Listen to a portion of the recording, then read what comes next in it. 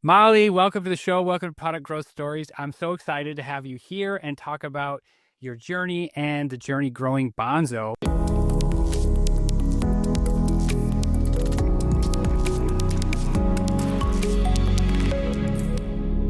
So I'd love to start off with what drew you to joining the Bonso team originally? That's a great question. Thank you, JM, so much for having me.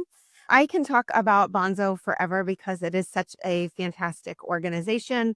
But what drew me to it originally was it was very, very small when I started. So I don't know if we even had 12 employees at the time. So I've really been here from its inception. 12 employees might even be a stretch. So what drove me to it was my ability to put my fingerprints on an organization and to really make an impact on how we shape our systems, how we shape the experience our customers are going to have. And then I've also been privileged to have some input on how we shape our product because of my role that's face to face with the customers. So that's what I'll say the three things that really made me want to dive into Bonso. Plus, it takes a unique person to do a startup, and I don't mind the high intensity. I thrive in a lot of balls in the air at one time.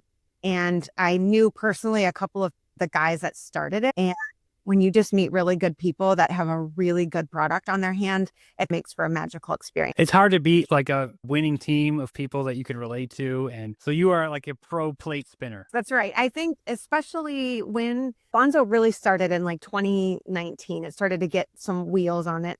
2019 and then going into 2020, which we know we're in the mortgage space. And so that was powerful time for what our product does. But in a SaaS product, in a startup, if you're not a master of doing a lot of things at once and doing them well, it can lead to burnout pretty quick. But again, a great team and a great product, it's energizing. And how does Bonso differ from other CRMs? I don't think it's exactly a CRM even. Like, how would you describe what does Bonso do? That is a great question.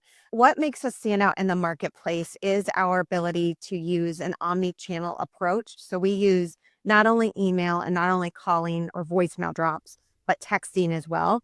And in those texts and emails, you can easily add videos, GIFs, emojis, all of those sorts of things, which at first, maybe for your generation, JM, that's cool. That's my language. But for somebody who's a little older like myself, it feels weird at first to use GIFs in a business conversation.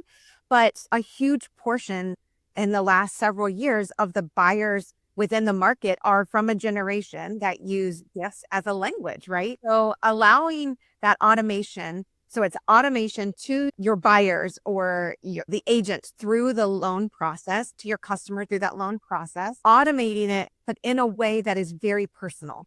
So we all know what it's like to get emails that you can tell they've been written by AI. Just bumping this up in your inbox. Yeah, exactly right. That's a perfect example. So we want it to sound like Molly because these are my customers. And when it gets down to it, we do business with people, not with brands. And so we want to make Bonso, we have created it to live and work and have an ecosystem where it's the person that's reaching out to a person. And so a lot of the nomenclatures we even use within our product are there to remind our users, this is about people. You win empathy. If you win the caring game, you're going to win the deal every time. And that's emojis and all that are also a little new to me. I'm in my 40s, so I'm also trying to I'm trying to understand from slightly the outside, like it didn't happen at the same time. But from my point of view, it's an easy way to inject like shared understanding and emotion into something that's otherwise like super boring. Like just to have anything that you're like, yeah, that, but just there's some more feeling in there, which emotions always help, unless they're the wrong emotions, they usually help deals move forward. That's exactly it. Processing your loan is boring. There's not like a lot of exciting at the end. It's stressful. It's all of those things, but it's usually not something that you smile about through the process of, I have to get more paperwork in. I need to get my loan officer this information, or as from the loan officer's perspective, we want to let our customer know that they've been pre-approved or now disclosures have been. So there's very necessary steps that aren't really sexy. They're not super energized. But if we can, in that process, make our customer smiles, maybe we can send a GIF of a dog smiling. Hey, great news. You're an underwriter. I'm just curious now, do you interject? Because there's like these boring parts. Like I'm just thinking of actually one of my clients is talking about, oh, still waiting for this loan. That's why it's in my mind. And I think he's just worrying now. Like there's no information between now and like it's done or not. And I'm curious, do you try to interject something during this waiting time? That's a great question. Yes, we do. We work with a lot of different businesses that have they have different business models. One of the strategies we do talk about is how to personalize that process and stay on top of that communication. So the brilliance of Bonzo lies in you get a really solid process, and we have even templates that will help you set up your pipeline process. Then we tell you when to send messages in a way that keeps everybody involved, but you write that text message one time and now you just move your people through the pipeline like checkers, right? So you keep them in buckets and you have messaging that will be sent out per each bucket based on where they are in that process. So they're always receiving the right message at the right time, about what they're going through right then. Makes sense. And I'm curious to talk about your growth metrics and also your customer success metrics because they're interesting to look at same time. So, like, how do you measure? Let's start with the customer side. How do you measure customer success? Do you have a customer health metric like they do at HubSpot? Do you use a similar approach? We do. We have several things that we're looking for when we want to evaluate whether or not a customer of ours has been successful. So we look at a variety of metrics. How active are they? How actively are they logging in? What is their volume of text messages sent? What's their volume of emails sent? What's their volume of campaigns? That's what we call the longer term outreach. And what's our volume of those being created? So we look at those metrics on a user at a one-by-one basis. So if we have an organization, we can quickly see there are 100 people underneath their organization. We can pull stats of 80% of your folks are logging in every day. You've sent in the last 30 days, your whole organization has sent 200,000 texts. We can quickly find those metrics. So we measure success based on how actively they're utilizing our platform. And honestly, one of the things we really try to do is delight our customers. So are they informed about different features in our platform? So we have metrics around that, but they're a little bit different than usage in our platform. It's making me think of like net feature level retention on new features and that kind of thing. Do people use the new stuff that we showed them? That's exactly right. And how do we communicate that new stuff? One of our co-founders, Jason Perkins, has a hat that says innovate or die. And it's something we really hold as a value within our culture at Bonso and Mmai. We were recently acquired by Mmai, so we have some very exciting stuff happening. But that is one of the hills we need to innovate and make our platform relevant, quicker, faster, more efficient, more user-friendly. We always want that UX to be incredible for our members. Yeah. And so how are you looking to grow in 2025? A lot of ways. We're looking to grow in 2025. Let me start with kind of where we are right now as an organization. So when I joined Bonso like 4 years ago. So we fast forward 2 years. So about 2 years ago from now, we had month over month, we would be reporting double-digit growth up until the fact that from 2022 to 2023, we had 100%. Like we completely doubled our user base. That sounds stressful. Yes, very stressful. When we told you we have a small team that we were working with. So we doubled our revenue. And then about probably like 20 months ago, we were acquired by Mmai, which is a data tool, and our two platforms play seamlessly together. Mmai is a data platform which Bonso users can easily log into Bonso and be automatically connected to Mmai and push data over. So if you're in the recruiting business or if you are a loan officer and you want to build your referral business with local realtors or realtors that you're licensed in, states that you're licensed in, you can get that data from Mmai. So our growth trajectory is really magnificent right now because on top of that happened about 20 months ago. Like a month ago, we also acquired I'm so sorry, I'm totally blanking, Monitor Base, which monitors all sorts of information on people that are pulling their credit and are listing their homes, that sort of thing. I see. So you're also like looking to expand into how do you find the people that we want to be reaching out to, and like how do you measure intent? Because I imagine the pulling the credit, this is like a very good time to talk to those people. That's exactly it. So we are expanding essentially where the leads are coming from. So now we have 3 powerful platforms, with Bonso being at the core, and these other services that help loan officers really drive their business forward.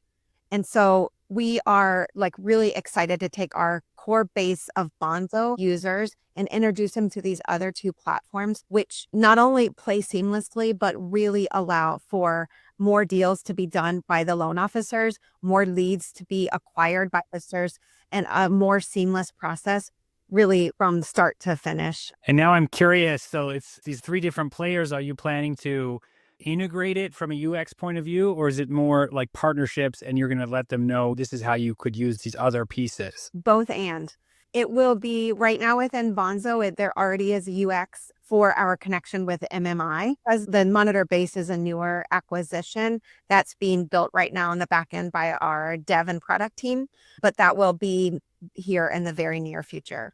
So the goal would be to utilize all 3 products at a single time. But if you just want monitor base or you just want Bonzo, that's also an option. I see. Yeah. Wow. That's great. That's a great, from like a product thinking point of view, it sounds like you are solving a larger portion of the same problem, which is cool. Are there challenges that you're seeing in growth right now in 2025? There's so much happening right now. I feel like every time I blink, like 5 things are new or working and some things stop working. How is it for you right now? Yes, there's always hurdles we're trying to overcome. That's one of the things I love about Bonzo, is our tenacity to overcome those issues together collaboratively as a team for the benefit of our members, our customers, really drive everything that we do. So one of the hurdles that we have been experiencing lately is in the telecom space. Your listeners probably know about a requirement that rolled out across the country. The deadline was February 1st, where every platform that uses texting or calling in bulk, so that's more than like 10 DLC approval. So that has been an obstacle of, I don't know, Goliath proportions for us. We have been prepared for that. We've been planning and working towards the verification piece because we knew it was coming in the industry. So we're 2 years in of teams working through and getting ready for it. So that has just slowed down the whole entire industry, because everybody, again, you're talking like big, huge people, Zoom and Salesforce, they also all need to be DLC approved now, but we're in the financial space. So when you think about Nigerian Prince, how is he reaching you about? You got that one too? Mine, I got that one. And That's right. I don't want to throw shade on Nigeria. I could be like, I'm from North Carolina, the North Carolinian Prince, but whatever those sorts of scams, unfortunately, we hate them and they're terrible. But a lot of times it's around money, it's around finances. The loan process has a lot of words that the carriers, T-Mobile, Verizon, and AT&T, bad words, right? So we have to get very creative. Twilio is not going to let us through 100%. Yeah, we can't use legitimate, not send any of that messaging. So we have other DCAs that we work with on the texting side to get those delivered. that makes sense. Yeah, I'm just smiling because I've worked in a lot of different countries. I was in Switzerland for a while, and over there, they don't have the same spam laws. And I'm still getting spam. I can't get off of it. Oh, we found this account. We just need your help to unlock it. I can't. It's still there. I'm getting that one. It's still there. That's awesome. Yeah. So that, and you think about that, it's as a consumer, I'm like, yes, bless. I don't want spamming messages. I don't want my kids to get spam text messages. But as a worker in the mortgage space, it becomes difficult. And so the verification piece, which is what we call making sure that all of our customers are able to send and receive text messages to those big carriers and all of their specific guidelines, that's a really critical piece in what we do, drive our growth. Because if other platforms can't deliver your message and we can, that drives. And if we can do that in a timely manner, then that's even better. And then it gets to my part of the world, which is how do we continue to delight our customer? How do we drive engagement with them? I believe that the human to human piece of what we do is so critical.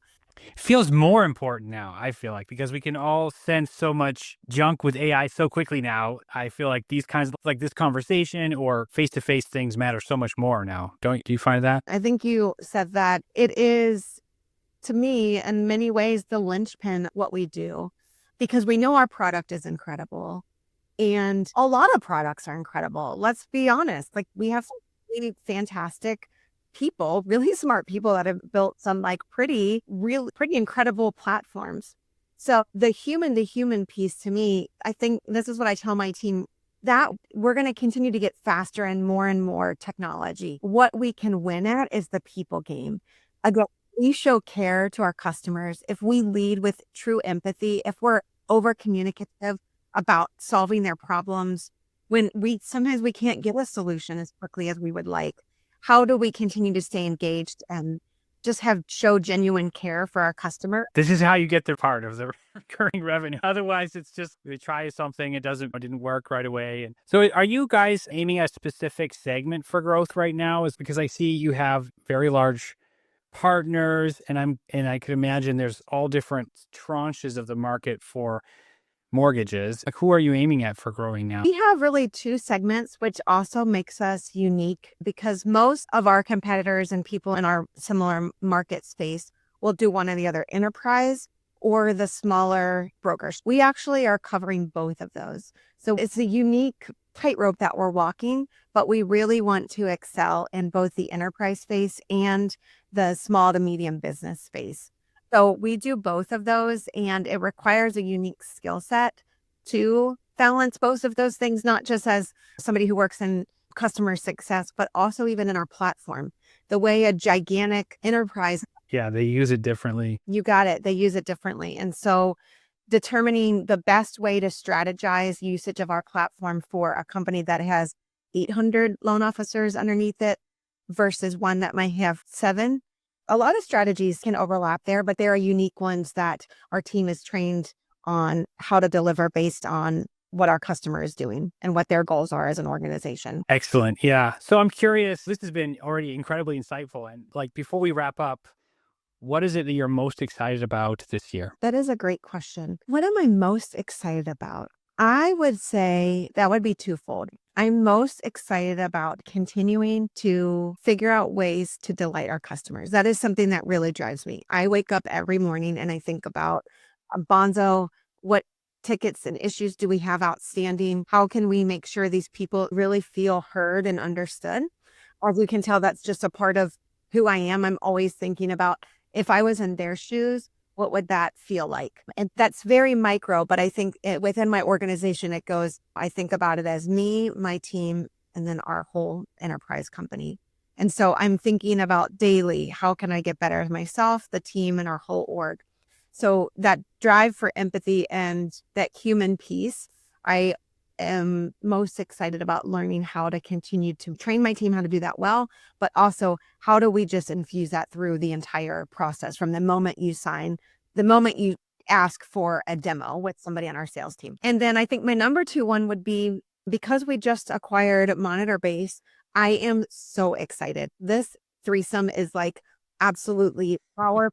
Yeah, it's going to blow minds. And I cannot wait to see how we grow and really the unstoppable unity of these 3 tech platforms, what it'll look like in 6 months from now. I love that. The first thing you said made me think about how, especially like I talk to so many SaaS founders and CMOs and CROs, and there's this feeling like we make this technical thing. At the end of the day, there's like a human and like people and a society dealing with whatever the screen did. It's like there's people at the end of the chain, no matter what you're doing. So I love that perspective. Thanks so much, Molly.